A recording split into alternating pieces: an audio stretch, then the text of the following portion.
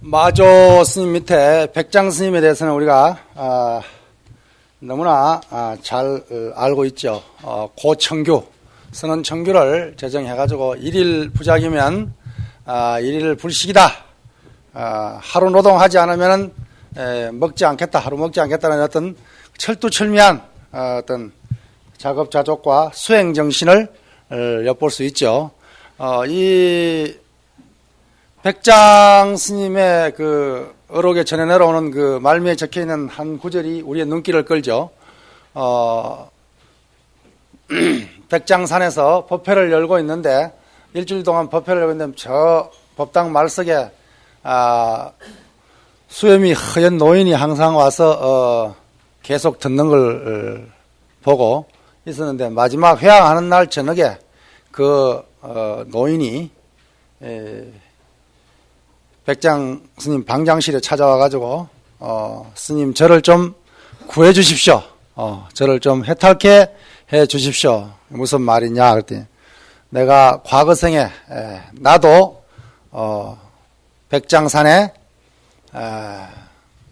방장이었는데 그래서 전백장이란 말이에요. 전백장. 과거세에 나도 백장산에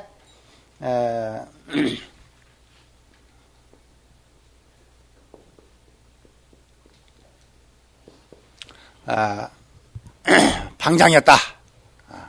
근데 그때 어떤 수자가 찾아와가지고 어떤 학인이 찾아와가 묻기를 대수행인도 대수행인 그러면 이미 깨달음을 성취한 견성한 뭐 이렇게 이해할 수도 있겠죠. 대수행인도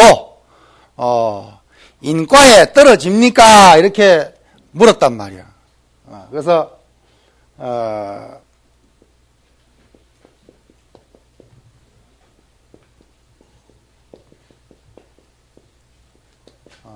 인과에 인과에 떨어집니까? 안 떨어집니까? 그래 물었단 말이야. 물으니까 내가 그때 대수행인은 인과에 떨어지지 않는다. 불락인과 우리말로는 인과 불락.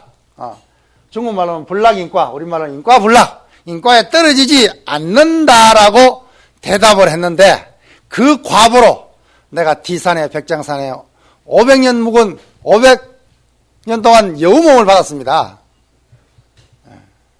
참 한심한 노릇입니다. 오늘 후백장, 나는 전백장이고 당신은 후백장이니까 이 후백장 당신이 나의 전백장을 위해서 법문을 바로 일러주시면 제가 해탈을 하겠습니다. 그래서 후백장 스님이 그래 과거에 학인이 묻듯이 당신이 다시 물어라. 대수행인도 인과에 떨어집니까? 안 떨어집니까? 그러니까 후백장이 대답하기를 불매인과 그랬단 말이에요. 이게 다 아는 이야기죠 사실은.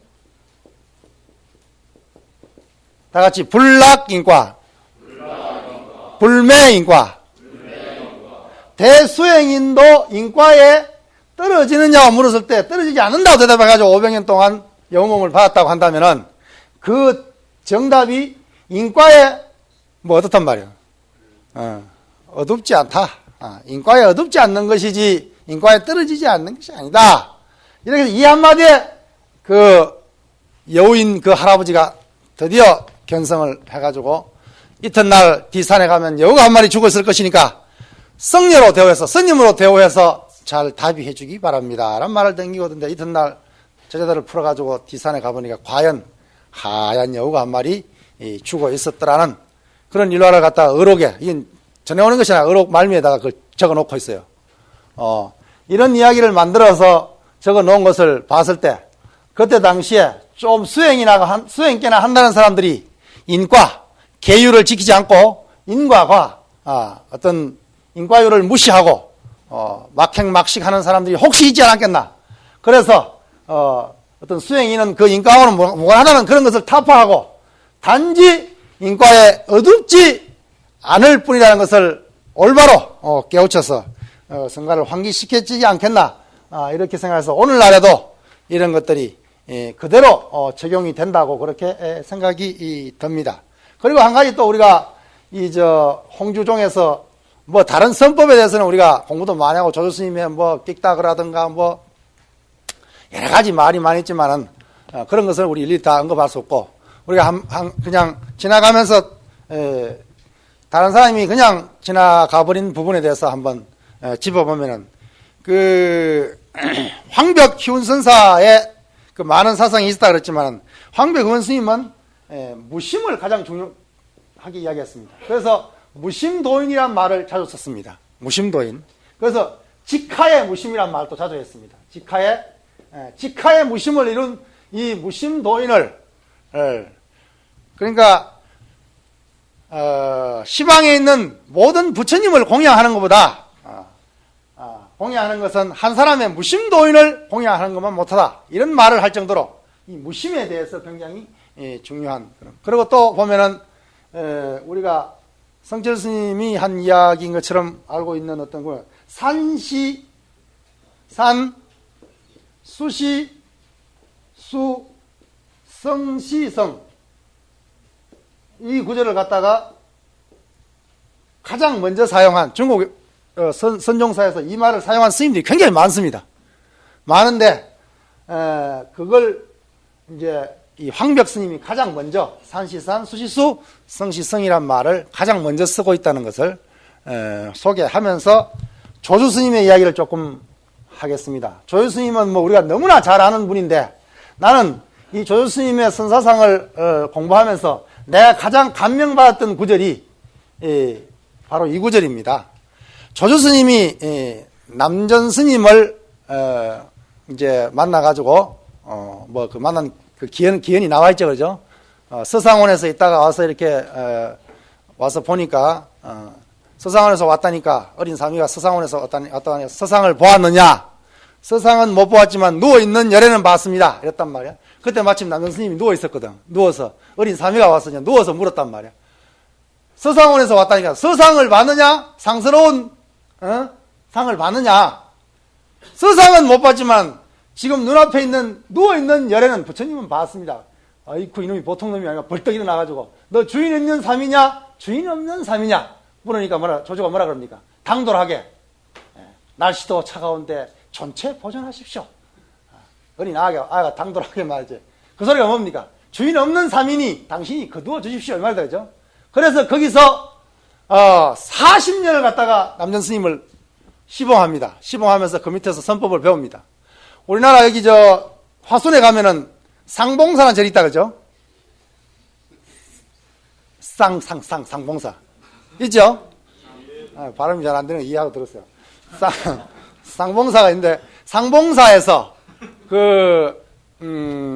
사자산문은 사실 저쪽에 영월, 지금 법흥사, 옛날 형령사라 그랬죠. 거기에서 이제 철감 도윤 스님의 제자가 거기서 이제 사자산문을 열었기 때문에, 근데 사실은 도윤 스님이 쌍봉사에서 먼저 법을 열었는데, 그 철감 도윤 스님이 바로 이 조주 스님의 사제입니다, 사제.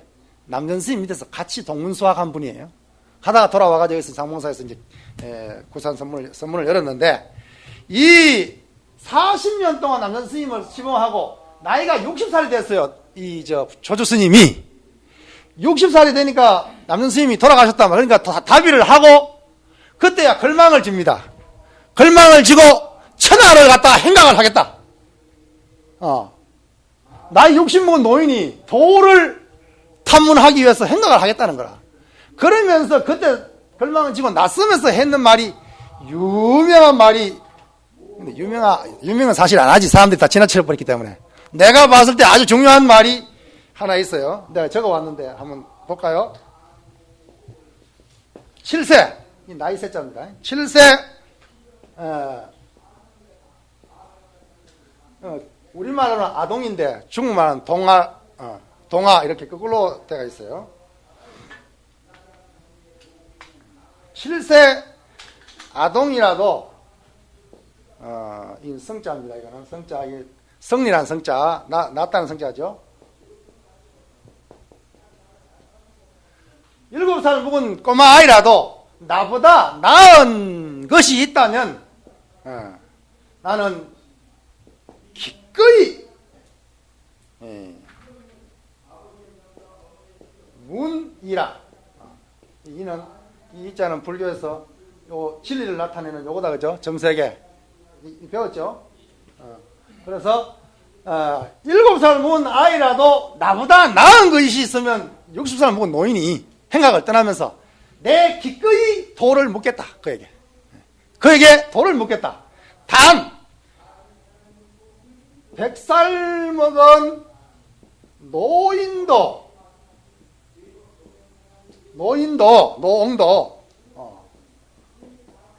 불급, 내보다 못하면, 미치지 못하면, 나에 미치지 못하면, 내보다 못하면, 이 말이야. 나에 못하면, 나는,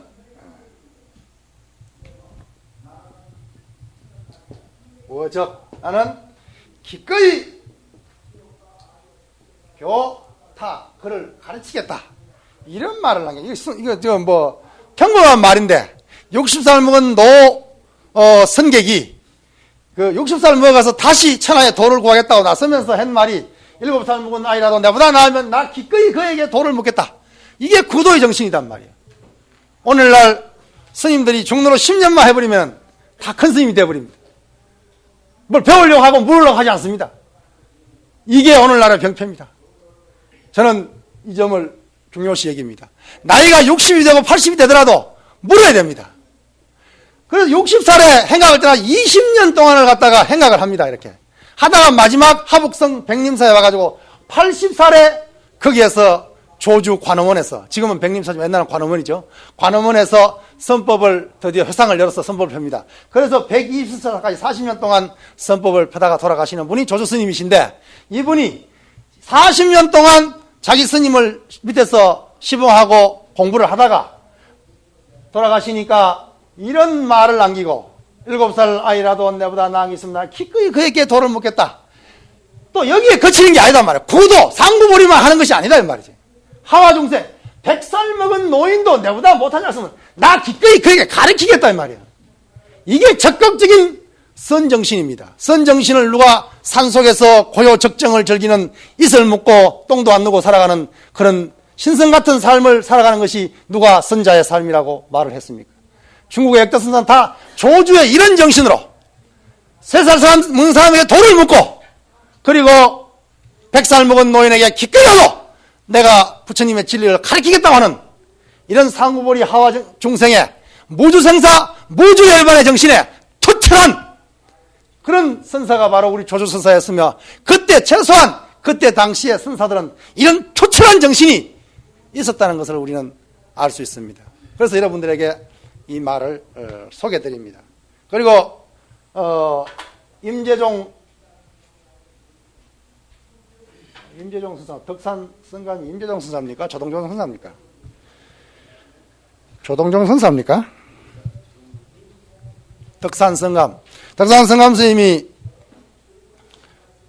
북쪽에 오대산 쪽에 살다가 거기서 본래 성이 주시고 금강경을 전공했다 그러죠.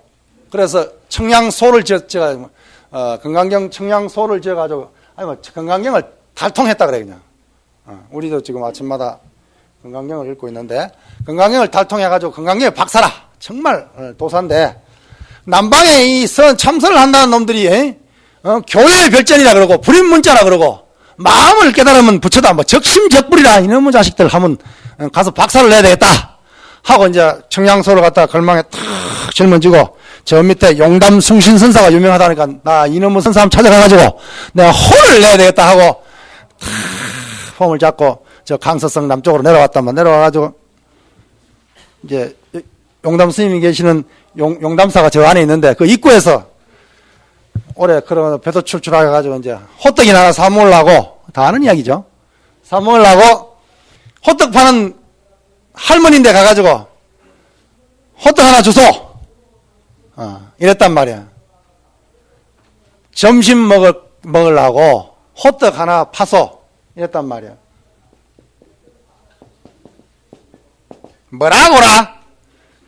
점심 먹으려고? 이게 점심, 중국말 지금도 점심을 갖다 디엔신 그래가지고 간단하게 먹는 걸 갖다 우리 차단 먹는 걸 갖다 디엔신 그럽니다. 지금도 쓰고 있는 말이에요. 그러니까 그런데 점심 먹는다고 하는데 점심이란 말이 말로 보면 마음에 점을 찍는다는 말이니까 그죠? 정말니까 그래 당신은 뭘 전공해서 나 별명이 주건강 아니요 내 건강경의 도사요 했다면 그래 당신이 건강경의 도사면 건강경에 오면 과거심도 얻을 수 없고 과거심 불가득 현재심 불가득 미래심 불가득이라고 말했는데 과거 현재 마음을 다 얻을 수 없다고 말했는데 그대는 점심을 먹는다고 하니 마음에 점을 찍는다니까 어느 마음에 점을 찍겠소? 그 할매가 그런단 말이야. 떡 하나 팔면 되지. 잔소리가 억수로 많네. 그런데 건강경을 뭐 도사라고 말해놓고 이래 물으니까 확 맥혀버렸단 말이야. 어느 마음에 마음을 찍지? 그래가지고 기분이 나빠가지고 호떡을 먹는 거 때려치고 나 때려쳐라 나 간다. 망신을 당했다 그죠? 용담숭신 스님을 만나기 전에 그 밑에 있는 그 밑에 마실에 있는 노파 용담 스님 내가 법문 좀 들었겠지 그죠? 법문 좀 들은 그 노신도인데 벌써 박살 나버린 거냐. 박살 나고 뭐 폼 딱 잡고 용담 스님 계시는 선방에 가가지고 빙 도로 석장을 쾅 찍고 큰 소리는 치고 있는 구절이 뒤에 나오기는 합니다만은 어쨌든 간에 용담 숭신 선사가 어떤 건강경을 주로 하다가 나중에 선으로 귀해가지고 조동정의 조사가 돼가지고 훗날 자기가 교를 그렇게 소중하게 주회까지 주석서까지 썼으면서도 중국 역사상에 가장 교를 폄하하고 가장 교를 낮추어 물론 이제 속마음은 그게 아니겠지. 아닌데 겉으로 보기에 가장 교를 업신여긴 스님이 바로 덕산성감 이 방 두드려 패는 걸로도 유명한 덕산방이라고 유명하죠. 스님이 바로 덕산성감 스님입니다. 심지어는 경전은 고름 닦는 휴지 조각이라고 표현할 정도로 그렇게 어떤 교의 어떤 그런 경전의 가르침을 갖다가 집착하지 말 것을 가장 강렬하게 주장하는 분이 바로 이 덕산 성감 스님이라는 것을 소개를 하면서 오가칠정으로 가서 아까 조동종인데 이 조동종의 선사 가운데 누가 있냐 하면은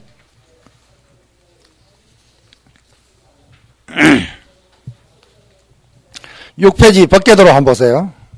조동종에 보면 황벽 희운 조동종에 보면 석두 이천 약산요엄 우남 남성인데 석두 이천 밑에 보면 다나천년선사라는 분이 또 있어요. 이분도 또 이야기가 우리 잘 전해지는 이야기겠죠, 그죠? 다나사란 절이 하남성에 가면 다나사란 절이 있어요. 지금 내가 가봤는데 절이 아주 경치 좋은데 아주 잘 자리 잡고 있더구만요. 그 다나사에 있던 다나천년선사가 하루는 선방에서 이 좌선을 하고 있는데 날이 너무 추워가지고 대중들이 다 떨어가 공부가 안 되는 거라.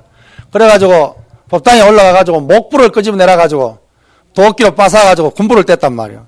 그러니까 원주 스님이 와가지고 너희는 무새끼 부처님을 갖다가 군불 뗐다고 그냥 난리가 나버려. 뭐 대중공사 붙고 뭐 난리 났겠지 그죠? 예를 들어서 여기 약사전이나 영산전에 있는 뭐 목불인지는 모르겠지만 목불이라 치는데 치고 뭐 예를 들어서 국보 보물로 돼 있는 걸 갖다가 끄집어내가지고 군불 뗐다면 이게 큰일 날 일이지 이제. 그러니까 태연스럽게 그냥 원주 스님이 와서 막 이놈 죽이놈 살리놈 하고 야단인데 왜 태웠냐 그러니까 추우니까 장작으로 뗀 거 아니냐고. 네. 그 부처가 진짜 영험 있는 삼부처라고 한다면은 틀림없이 군불을 뗐으니까 다비를 했으니까 사리가 나올 것이다.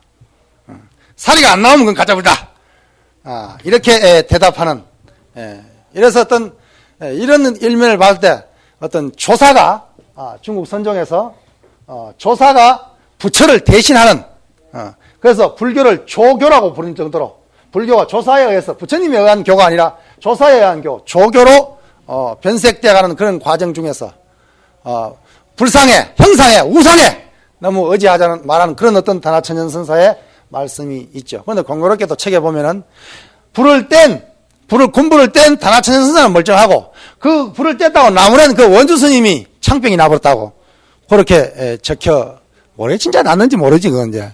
하여튼, 그렇게 표현되어 있는 걸로 봤을 때, 단하천년 선사가, 산 부처가 죽은 부처를 향해서 꾸벅꾸벅 복 달라, 돈 달라, 이렇게 절하는 꼬락서니가 참 웃었구나. 이런 어떤, 말로서, 어떤, 살아있는 어떤 진리에 귀의하고, 어떤 형상에 귀의하지 말라는 것을 아울러, 전하고, 있습니다. 그래서, 약산유원, 우남담성, 동산양계, 동산양계 스님은 중국 역사상에서 가장 부모님에게 그 간절한 어떤 효성의 마음을 표시하는 스님으로서도 유명하다 그러죠. 여러분들이 이미 배운 내용이기 때문에, 소개도 안 해도 되겠죠. 그래서 조삼 본적에 해가지고 조동종이 생기고, 쭉 내려가서, 진을 청료 이야기하다가 끝났다 그러죠. 진을 청료 스님이 사실은 묵조선을 제창한 분입니다. 그걸 갖다가 집대성 한 분이, 굉지 정각, 그러니까 그 천동 정각이에요.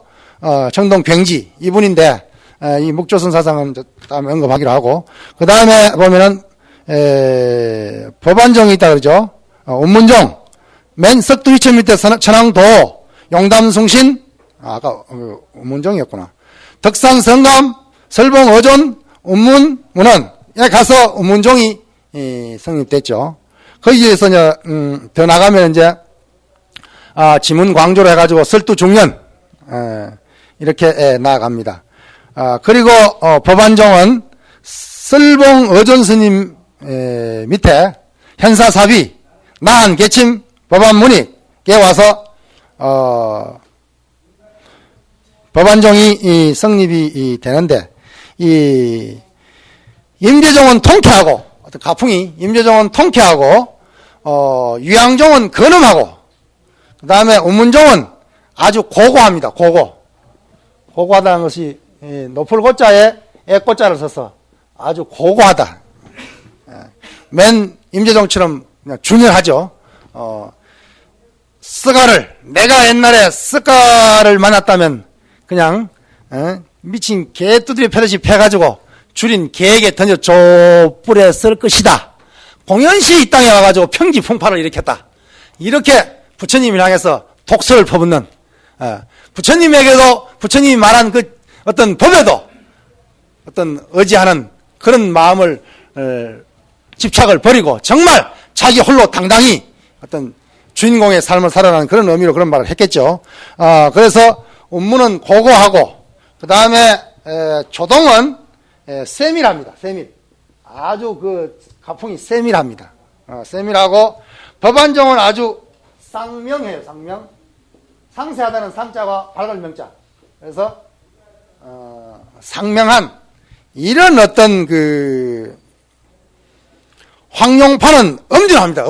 엄준하고 양기파는 아주 영호하다 그러죠. 영호. 영자를 쓰죠. 영호하고 아주 그 묘밀하다.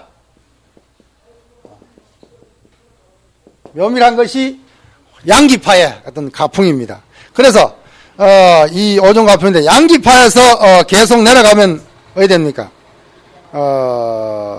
양기파에서 쭉쭉쭉쭉 내려가면은 어디까지 나오죠? 양기방회에서 백운수단, 오조법연, 원호, 극건, 대해, 종고까지 내려가면 여기서 이제 간화선이 집대성 된다 그러죠. 사실 간화선 이전에 공안선이라는 것이 있었습니다. 간화선, 공안선이 이제 구분을 어떻게 하느냐면은,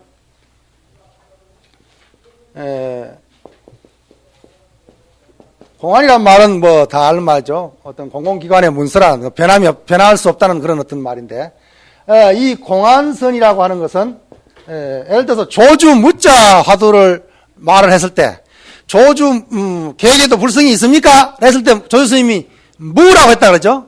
그 대답한 무라고 하는 것에 대한 의심을 일으키면은 이건 간화선입니다. 간화선.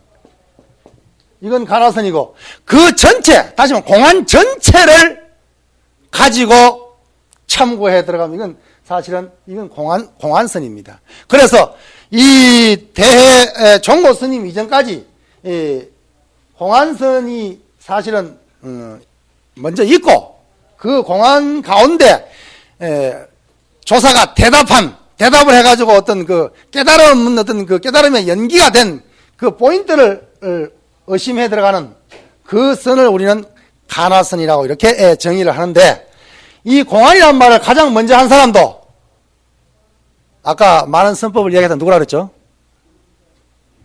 황벽희운이라는 말을 했다 그랬죠? 황벽희운 스님의 그 어록에 보면은, 능록에 보면 이런 말이 나옵니다. 자길공안이라는 말이 나오거든.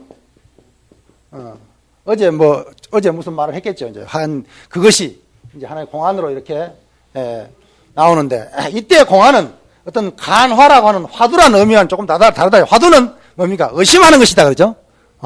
의심하는 이제 공안이라고 하는 것은 어떤 깨달음의 기원, 어떤 큰 스님네들의 어떤 깨달음의 기원 전체를 설명하고 있는 것이 공안이고, 그 설명에 의해 가지고 참고 들어가는 것을 이걸 갖다가 공안선이라고 하고, 그 공안 가운데서 물음에 대한 해답. 예를 들어서 우문 스님이 부모를 죽이면은 살부살모하면은, 부모를 죽이면은 부처님 전에 가서 참여하면 되지만은 살불살조를 하면 어디 가서 참여합니까? 이랬다 물었단 말이에요.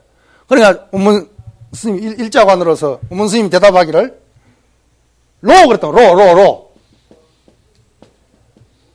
이게 무슨 노자예요? 여기서 노자입니까? 로 그랬단 말이야. 한마디로 이걸 운문의 일자관이라고 합니다. 무슨 시큰 물을 넣으면 글자 하나로 그냥 똑딱 대답해버리는 거.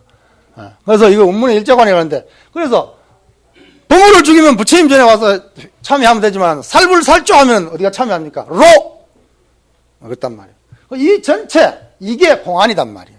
이걸 보고 공안선이라고 합니다. 근데 로 요거 하나만 의심에 참고에 들어가면 이것이 뭐예요?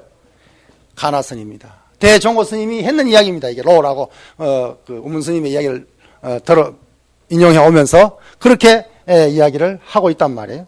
그래서 공안선과 가나선을 갖다가 우리는 이렇게 구별을 하면서 대해종고와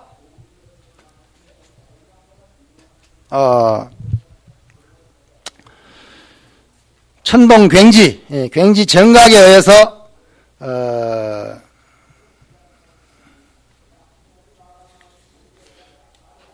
가나선과 조동선이, 목조선이죠. 목조선이 이제 개립이 되는데 본격적으로. 그런데 대종고가 목조선을 향해서 비판을 하고 있다 그러죠. 이런 이야기는 우리 다 알고 있는 이야기죠. 그래서 사실은 천동 굉지 스님하고 사실은 이 나이 차이는 조금 있지만은 굉장히 그 도반 같은 사이입니다. 그러니까 대종고 스님이 46살 때 천동 굉지 스님이 42살이니까 나이 차이가 몇 살 나요? 4살 나죠. 그러고 진을 청료 스님이 47살이었으니까 이때 진을 청료 스님이 목조선을 표방했습니다. 표방을 하니까 저쪽에 복건성에 있는 광인사라는 절에서 보리회라는 회를 조직해가지고, 보리회라고 하는 회를 조직해가지고 수저들을 불러가지고 이렇게 이제 참선도 하고 법문도 하고 그러는데, 이 진을 청료 스님 회상에 보리회 안에 이 대종고 스님을 초청을 했어요. 초청을 해가지고 법문을 하게 합니다. 그래서 그 법문을 할 때 그때 처음 만나가지고 진을 청료 스님의 어떤 목조선에 대해서 칭찬을 많이 합니다. 부처님의 위가 갔다 오르고 거기에 모인 사람은 다 부처와 조사 같은 1700명이 모였다 그래요. 진을 청료 스님 밑에 1700명이 대중이 모였었는데 하나같이 부처와 조사 같은 위를 갖추고 열심히 수행을 잘하는 사람이다, 이렇게 칭찬을 처음에는 한 것이 나와요. 그런데 여기를 딱 떠나고부터는 진을 청료를 향해 가지고 목조선을 공격 엄청나게 합니다. 아마 요때 칭찬한 거는 가서 법문을 청했기 때문에 가가지고 아마 인사치레를 했던 것 같아. 하고 나오고부터는 사실은 천동 여정을 향해 가지고 그 굉지 정각을 향해 가지고 목조선을 공격했다기보다는 진을 청료 이제 그러니까 굉지 스님의 사형되는 진헐 청료 스님에게 어떤 공격을 가했다는 것이 그게 어떤 문헌상에 나타나는 두드러진 사실입니다. 그래서 이 진홀 청료 스님이 1700명이나 되는 내외 대중을 거느리고 목조 선풍을 하는데 거기에 대해서 이제 비판을 가하죠.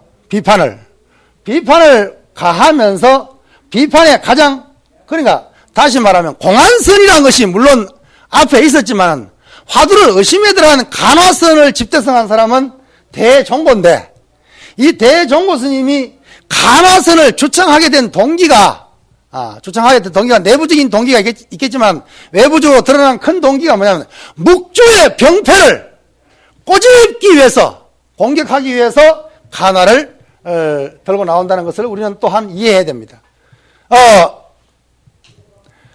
이 굉지 스님과 종고 스님은 대스님은 도반이면서도 정치적으로는 굉장히 민감한 사이입니다. 이때 송나라 시대인데 금나라가 저 북방에서 쳐내려왔습니다. 쳐내려와가지고 조정은 온통 사대부들이 주전파와 주화파로 항복하자는 파와 맞서 싸워야 된다는 어떤 파로 나누어져 가졌는데 이 종고 스님도 담당 문준 스님 밑에서 유학을 많이 공부했는 스님이기 때문에 애초에 했던 스님이기 때문에 황룡파 스님이죠. 담당 문준 스님이. 그래서 거기 있다가 나중에 양기파 쪽에 있는 그 원어 국건 선사를 찾아가가지고 귀의를 하는데 원어 국건 스님 밑에서 깨달음을 얻었기 때문에 그쪽 어떤 계보를 잇고 있습니다. 그래서 종고 스님이 어디에 서냐면 주전파에 써가 있어요. 주전파. 금나라하고 싸우자고 하는. 그래서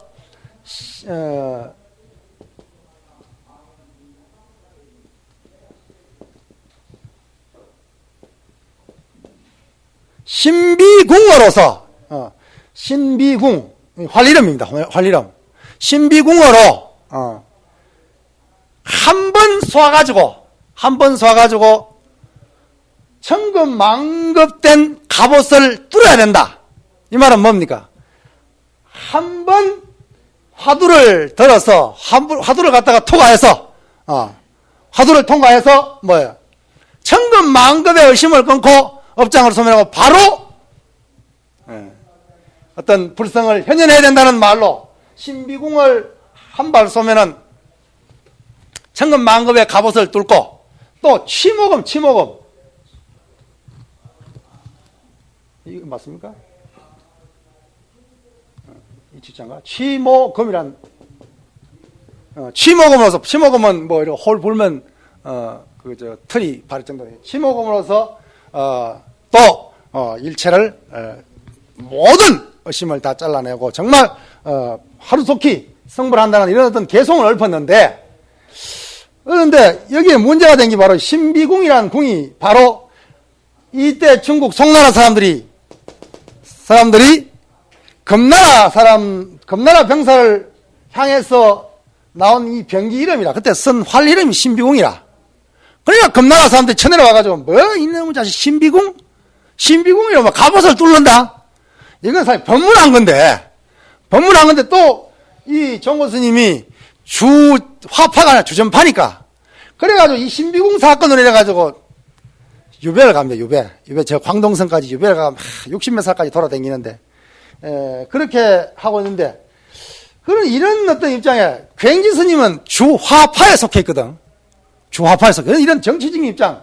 그래서 묵조와 가나는 어떤 선지상의 차이, 수행 방법상의 차이, 어떤 공부 방법상의 차이도 물론 있겠지만 어떤 이런 역사적인 배경에서 이런 어떤 것이 있었기 때문에 가나와 묵조가 첨예하게 대립하는 그런 어떤 현상을 빚었던 것입니다. 그래서 사실 굉지 스님을 향해서는 그렇게 많이 공격은 안 했죠. 이제 공격을 하긴 했지만은. 근데 굉지 스님은 사실 이 종고 스님, 대스님을 향해 굉장히 호의적입니다. 항교에 가면 영원사란 절이 있는데 있고 영파에 가면은 아유광사란 절이 있어요. 지금도 있어요. 아유왕사에 와서 주지를 하기를 갖다 굉지 스님이 바로 그 아유왕사 옆 동네가 바로 천동사거든. 자기가 있었던데. 거기에 와서 주지를 하게끔 이렇게 배려를 하고 주합하니까 이제 자기가 조정에 힘이 있으니까 그렇게 배려를 하고 이렇게 사실 친구야, 친구인데 사상적으로 가나와 목조로서 이렇게 굉장히 어떤 대립을 했다는 거. 이런 것을 이야기하면서 여기서 이런 역사적인 배경을 이야기하고 또 종고가 어떤 굉지 스님보다는 진월 청요 스님에게 더 어떤 공격의 화살을 퍼부었다는 거. 그런데 진월 청요 스님이 어떻게 대안을 했다는 것은 지금 문헌상은 없습니다. 진월 청요 스님의 어떤 그런 전적들이 전부 어떤 공격을 받기 이전에 대스님이 공격하기 이전에 전적만 지금 전해 내려오고 있기 때문에 어떻게 거기에 대처를 했는지는 알 길이 없습니다. 그래서 그 어떤 서로 공격하고 산 그 대해 스님의 입장에서 우리는 한번 가나와 묵조의 어떤 그때 당시의 어떤 그 차이를 어떻게 이야기하는가 여러 가지를 이야기할 수 있겠지만은 사실은 뭐 시간이 없기 때문에 간단하게 하겠습니다. 가장 문제가 되는 것이 혼침, 그 다음에 도거. 혼침은 정신이 깔아앉는 것이고 도거는 정신이 위로 산란하게 되는 거다 그렇죠. 혼침과 도거를 향해서 이 혼침과 도거를 제거하기 위해서는 화두를 의심하지 않을 수 없다. 이렇게 하면서 간화.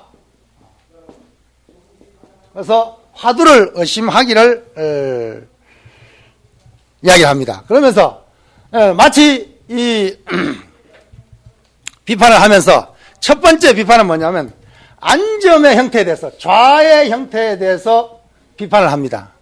그러니까 묵조선에서는 안점을 기본으로 합니다. 앉아야 됩니다. 좌선이 기본입니다. 그래서 묵조선에는 무조건 앉아 있는 그 자체가 바로 진리를 현현하는 하나의 형태로 보고 있기 때문에 그래서 위위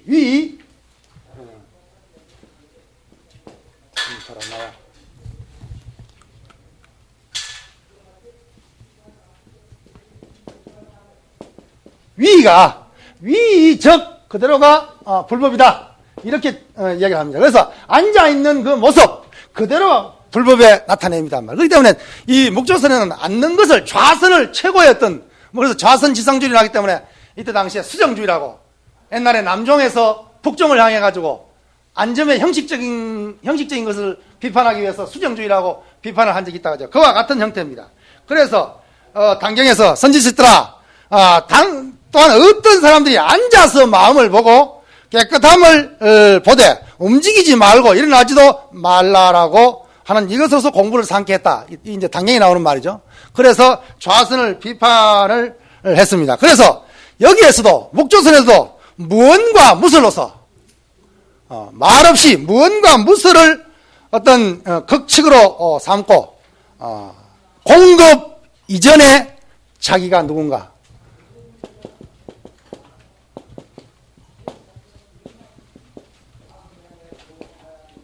공급 이전에 자기를 쓰라고 또 혹은 위험왕불이라고 있죠.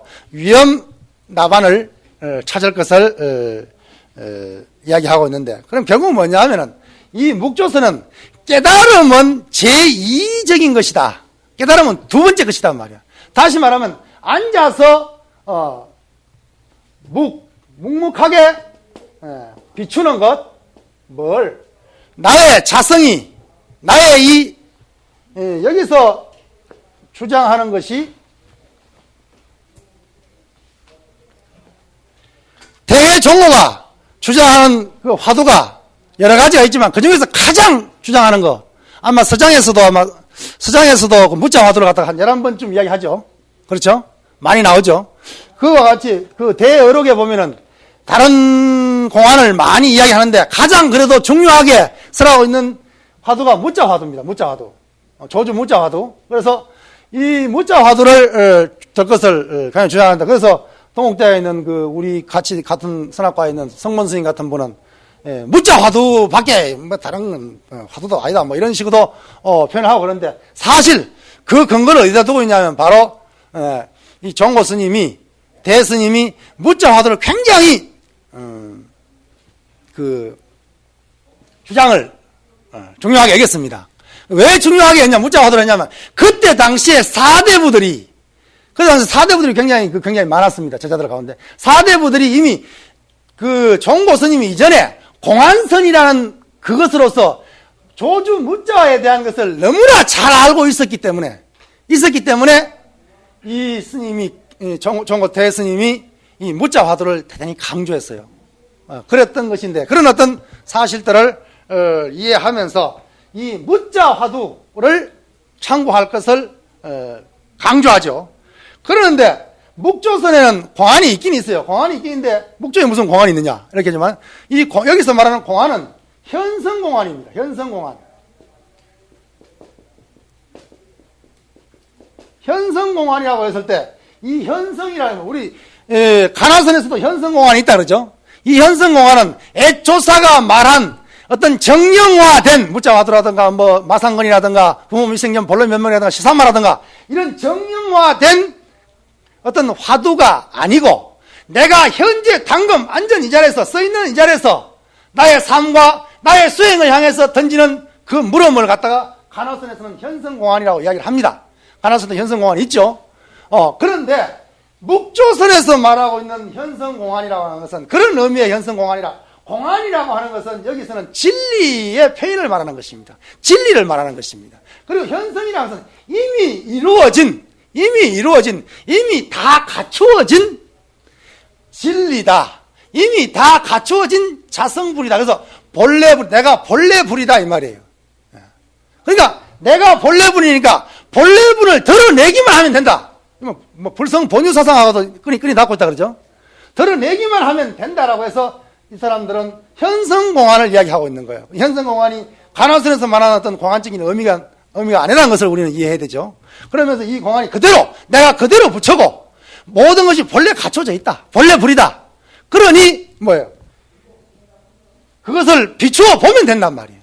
이것이 어떤 목조의 어떤 주장입니다. 물론 이제 세부적으로 이제 많이 해야 되겠지만 요 뭐 10분 동안에 그 이야기를 할 수 없기 때문에 여러분들에게 그냥 간단하게 이야기를 드립니다. 그래서 이런 어떤 상태이기 때문에 묵묵히 비춰봐야 되는 상태이기 때문에 안점을 최상으로 최우선으로 좌선을 최우선으로 한단 말이에요. 그런 반면에 이 가나선에서는 뭐요? 아까 앉아 있다 보니까 뭐요? 혼침과 도구에 빠질 염려가 많기 때문에 그런 단점을 공격하면서 어떤 안티로서 내건 사상이기 때문에 여기서 하는 것은 안정이 문제가 아니다. 앉고 서고의 겉모양이 문제 아니라 해능이 말했듯이 염불기 생각이 진정으로 일어나지 않음 생각이 어떤 색상에 대상의 경계에 끄달리지 않는 것이 진정한 좌다 라고 말했듯이 역시 여기서도 일상삼매를 주장합니다. 대여종고도 일상삼매 다시 말하면 상에 끄달리지 않고 상에 치착이 없는 그대로의 일상삶 그대로가 삼매인 일상삼매 그리고 행주자와 어묵동정 안에 그대로 모든 것이 선정인 일행삼매를 주장하고 있단 말이에요. 그러니까 안점이 중요하겠어요. 안정해서 물론 앉지 말라는 것은 아닙니다. 안때 안점에 집착해서는 안 된다는 거지. 그래서 일상삼매가 되고 일행삼매가 되도록 해라. 이것이 어떤 가나선과 묵조선의 어떤 안점의 차이입니다. 그 다음에 어떤 가나선은 자선에 대한 어떤 그런 화두를 갖다가 일념으로 참고하면 된다 그러죠. 일념으로 의심하면 된단 말이에요. 여기에 가나선에서 가장 핵심이 뭐냐? 의정입니다. 의정. 의심을 일으키는 겁니다. 화두에 대한 의심을 일으키는 것이. 왜 의심을 일으키느냐 하면은 가나선의 생명이 왜 의정이라고 하느냐 하면은 어떤 묵조로 해가지고 묵묵히 비춰보는 자성을 비춰보는 어떤 묵조의 선의 어떤 병폐가 혼침과 도구에 빠져가지고 제대로 자성을 드러내지 못하기 때문에 그 병폐를 고치기 위해서 끊임없이 일념 화두 일념을 해서 끊임없이 의심에 해들어가는 거단 말이에요. 그래서 이 상태를 갖다가 뭐예요? 처음에는 화두 일념 집중을 하고, 그 다음에 어떤 이 화두 일념이 어떤 의식화돼야 된다 그러죠? 다시만 나중에 의식화된다는 것은 나와 화두가 하나가 돼야 된단 말이에요. 나와 화두가 하나 되면 촉적되겠죠. 그것이 촉적되고, 나중에 가서는 뭐예요? 방화해야 된단 말이에요. 놓아버렸다. 그 화두마저도 놓고 나마저도 놓아버리고, 다시 말하면 의식과 무의식마저 벗어나버릴 때 어떤 깨달음을 추구할 수 있다라고 그렇게 논리를 전개하고 있습니다. 거기에 비해 가지고 어떤 이렇다 보니까 여기서는 어떤 의심을 하는 이 하나가 어떤 앉아서 하는 게 중요한 게 아니다 그러죠. 생활 전체에서 행주자와 어목동정간에 전 생활에서 이 의심을 화두일념을 놓지 않는 것이 중요한 겁니다. 그게 중요하단 말이에요. 그런데 묵조에서는 뭐요? 앉는 것이 위주니까 되도록이면 많이 앉아야 된다 그러죠. 그렇죠. 그러니까 요즘 말로 하면은 뭐 장자불화를 한다든지 아니면은 선방에서 16시간, 20시간까지 해버리는 그것이 오히려 더 어떤 묵조적인 선풍일지도 모릅니다. 그렇죠. 그렇게 하니까 이 어떤 문제는 여기에서 수정론에서 봤을 때 가나서는 뭐예요? 어디가 중요합니까? 우선 이 화두를 드는 게 중요하다 그러죠. 화두를 들고 일념이 되고 무심이 되는 그때까지 화두를 체질로 한단 말이야. 나와 화두가 하나 되게 한다. 일념 화두한다. 그러니까 어떤 그 화두를 들고 있는 것을 따끔에 배달시킨다면 그 화두를 가지고서 마지막에 깨달음을 기다리고 있는다. 그래서 묵조선에서는 뭐라고 말하냐면 이것은 대오선이다 이렇게 비판을 합니다. 화두를 들고 있으면서 깨침을 기다리고 있다. 그래서 대오선이다라고 비판을 한단 말이에요. 이 묵조선에서 가나선을 보고 하는 말이에요. 대신 여기에서는 뭐라 그러냐면 가나선에서는 대종고는 뭐라고 비판을 하냐면 너희들은 오로지 따끔 그 자체가 깨달음은 이미 깨달음이 있는 상태라고 가정을 하기 때문에 깨달음은 별 문제, 이건 제2차적인 문제단 말이에요. 그 다끔만이 있다. 이렇게 해서 정을 소중하게 여긴단 말이에요. 선정했을 때 정. 해는 이 두 번째다. 그래서 정이 그대로 해가 되는 것을, 정과 해가 사실은 하나 되는 것으로서 이렇게 말하고, 아까 이 가나선에서는 정은 덩이요, 해는 덩불이다. 이런 관계를 도식을 성립합니다. 그래서 이건 해능이 이미 이야기 한 바다 그러죠. 그래서 여기서 우리가 말할 수 있는 건 뭐냐면 가나에서 말하는 따끔의 의미는 훈수, 점점 닦아 나간다. 화두를 갖다가 점점 이렇게 닦아 나간다는 말이죠. 훈수 아니면 정상의 수다, 정상의 따끔이다 이 말이에요. 그런 반면에 묵조의 수는 뭐냐면 이미 깨달음이 완성되어 있다는 의미로 수를 사용하고 있단 말이에요. 따끔을 사용하고 있단 말이에요. 여기서 현성공안의 의미가 뭐예요? 이미 눈앞에 이루어진 부처, 이미 눈앞에 이루어진 되어 있는 진리, 이런 의미로 현성공안을 사용하니까, 그래서 결국 뭐예요? 그래서 묵조의 수는 이미 깨달음이 완성되어 있는 의미로 사용하기 때문에 여기서는 훈수, 정상의 수가 아니라 본수다. 본수. 여기의 수는 본래 그대로 되어 있는 수다. 그래서 본수 혹은 그걸 갖다 묘수라고 이렇게 표현합니다. 묘수. 본수, 묘수. 근데 이거는 무슨 따끔이 아니라 이미 다 돼 있는 걸 드러내기만 하면 된다. 이렇게 말하고 있단 말이에요. 그리고 어떤 가나의 깨달음이라고 하는 것은 깨달음이 본래 갖추어져 있긴 하지만은, 본래 깨달음이 갖추어져 있는 건 똑같은데, 하지만은 아직 수행을 거치지 않는 가능성의 깨달음이다 이 말이에요. 가능태로서의 깨달음이단 말이에요. 그렇기 때문에 이걸 갖다가 가능태기 때문에 인과의 논리에서 인정이라고 합니다. 인정. 아직 원인에 머물러 있는 깨달음이단 말이에요. 그러니까 인정이니까 이것을 결과의 깨달음이 되기 위해서는 뭐예요? 화두창구를 해야 된다는 것입니다. 일념으로 화두창구를 해야 된다는 거예요. 그런 반면에 묵조의 깨달음은 뭐냐면 깨달음이 본래부터 형성되어 있다는 입장이기 때문에 가나와 마찬가지로 깨달음이 본래 갖추어져 있다는 입장은 똑같은데, 그 입장은 똑같은데 그것이 목전에 지금 이렇게 형성되어 있는 깨달음이단 말이야. 그래서 이것을 갖다가 본정이다. 본래 이미 되어 있는 깨달음이다. 혹은 뭐라 그러냐면 현정, 이룩되어 있는 깨달음이다. 이렇게 본정, 현정의 의미로 쓰고 있습니다. 그 외에도 사실 많은 어떤 차이점을 몇 페이지에 나와 있죠? 보면 차이점이 있고 또 여러 가지 어떤 사상적으로 우리가 한번 더듬어 볼 것이 사실 많이 있는데 어떤 가나라고 하는 것이 절대적인 어떤 수행 방법이라기보다는 묵조에 대한 안티로서 제시됐다는 것을 한번 상기해 보고, 그리고 묵조의 병폐를 갖다가 제거하기 위해서 가나가 나왔다는 거, 그리고 가나와 묵조의 장단점이 다 있고 그 장단점에 의해 가지고 그때 당시에 수행자들이 어떤 단점을 보완하고 장점을 가지고 수행을 해서 오늘날까지 조동의 어떤 묵조와 어떤 임재의 가나가 오늘날까지도 주 수행 방법으로 내려오고 있다는 것을 우리는 상기시키면서 어떤 절대적인 수행론은 사실 없는 게 되겠죠.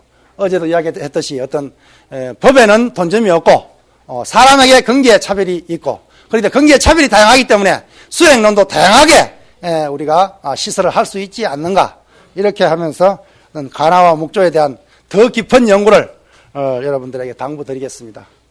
더운데 수고했습니다. 성불하십시오.